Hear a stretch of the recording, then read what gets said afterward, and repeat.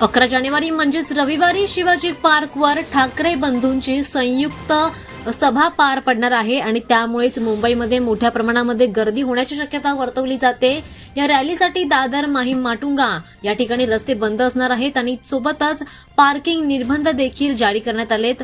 11 जानेवारीला होणाऱ्या रॅलीपूर्वी मुंबई वाहतूक पोलिसांनी एक सूचना जारी केली आहे। या रॅलीमुळे राज्यभरात मोठी गर्दी होण्याची शक्यता दिसून येते। वाहतूक पोलिसांच्या मते 11 जानेवारीला सकाळी 10 ते मध्यरात्रीपर्यंत हे नियम लागू राहतील।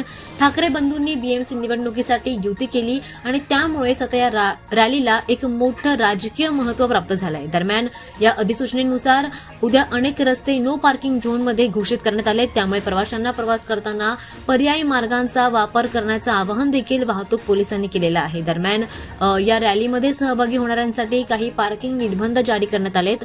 सूचनेनुसार पश्चिम आणि उत्तर उपनगरातून येणाऱ्या वाहनांना रेतीबंदर, माहीम, सेनापती बापट रोड, कोहिनूर सार्वजनिक parking lot, India bulls finance centre सार्वजनिक पार्किंग लॉट, कामगार मैदान येथे उतरून त्यांची वाहनं पार्क करू शकतात असं म्हटलेलं आहे। तर सोबतच इंडिया बुनवन सेंटर सार्वजनिक पार्किंग लॉट इथे देखील ते लोक त्यांची हलकी वाहनं पार्क करू शकतात। दरम्यान या रॅलीला मोठ्या प्रमाणामध्ये गर्दी होण्याची शक्यता वर्तवली जाते आणि त्यामुळेच याआधीच काही निर्बंध जारी करण्यात आलेत, पार्किंग निर्बंध जारी करण्यात आलेत आणि काही रस्ते बंद असणार आहेत त्याबद्दलची देखील घोषणा करण्यात आली आहे। त्यामुळे प्रवाशांनी पर्यायी मार्गांचा वापर करण्याचं आवाहन वाहतूक पोलिसांनी केलं।